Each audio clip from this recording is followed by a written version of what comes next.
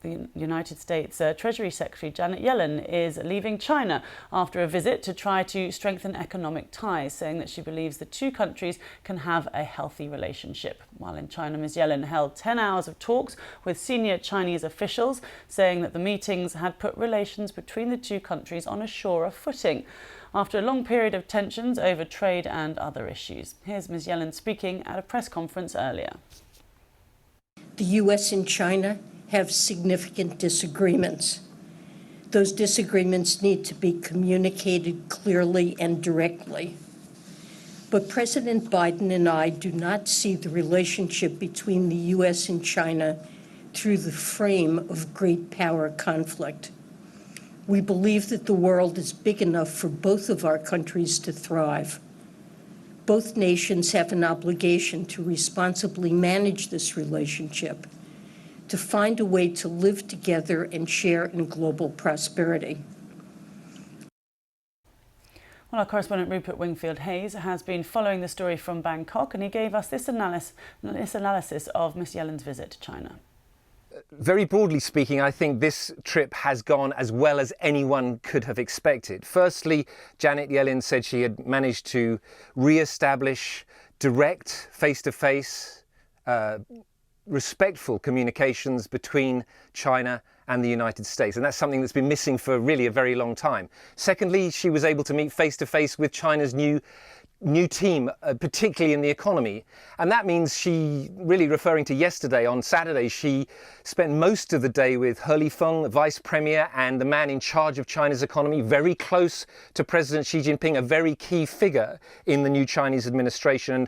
And, no one from the US administration has done that before. So that's important. The other thing Janet Yellen went to great lengths to do during this trip is to try and convince the Chinese leadership that the Biden administration, unlike the previous Trump administration, is not openly hostile to China. She said they do not view the relationship through the prism of big power conflict, and that America was not going to decouple its economy from China. Whether Chinese officials believe that or not, we do not know, and we haven't had a readout from them yet. I think, so in conclusion, I think this shows that dialogue is happening again. More dialogue will come in the next few months. There will be more visits by US officials and Chinese officials the other way. But, most experts you talk to say this is now a very difficult relationship, and one that is going to need careful management in the long term if it is going to remain stable. And that this progress made in the last few days is good, but it is fragile. Well, let's speak now to Patrick Reed, a financial expert and a visiting lecturer at the University of Cambridge. Her Treasury spokesperson said that there'd been no specific policy breakthroughs, but this had, however, been successful. What's your assessment? Well, if you're expecting any brand new sparkling trade agreements, then you'd be sorely disappointed.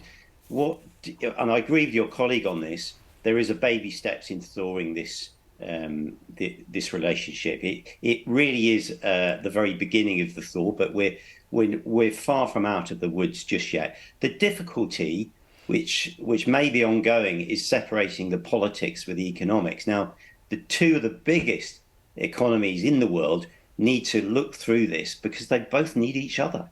Yeah, can you just talk us through what each side is looking for in terms of, what are the worries for either side? Yeah, you've got the steam taken out of the Chinese economy. You've got the renminbi, their currency, on its knees. Basically, when they relaxed the restrictions of COVID, there was huge optimism in China. That's been taken out. So you've got this sense of, any help they can get is a bonus. On the opposite side of that, you've got, on the US side, you've got a resurgence of the dollar, which doesn't help China, but you've also got pretty largely pristine US macro. We've got a really good GDP, durable goods, consumer confidence, and not a bad US jobs report, above average pre-pandemic levels. So that, in its sense, you've got to ask yourself a question: who really needs this? They both do to some extent. I suppose also you've got on the US side, Janet Yellen herself was critical of the curbs on the Chinese curbs on US firms, wasn't she? And also they raised national security concerns about tech, don't they? Talk us through some of that.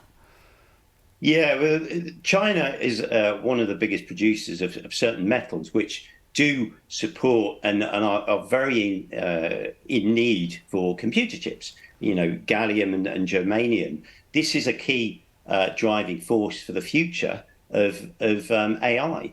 And you know, we've had this resurgence in Nvidia stock, and you know, looking at the years ahead, I'm sure the US is very happy with their own macro right now. But how long will that last? You know, it just does make sense to separate any national security action and recent comments by Biden to the economic picture, and that is a tall order. It will not be solved anytime soon. But the important thing is the statement is there. The other thing I need to mention is olive branches get taken and given cyclically. So this is all normal posturing for the US and the China economies.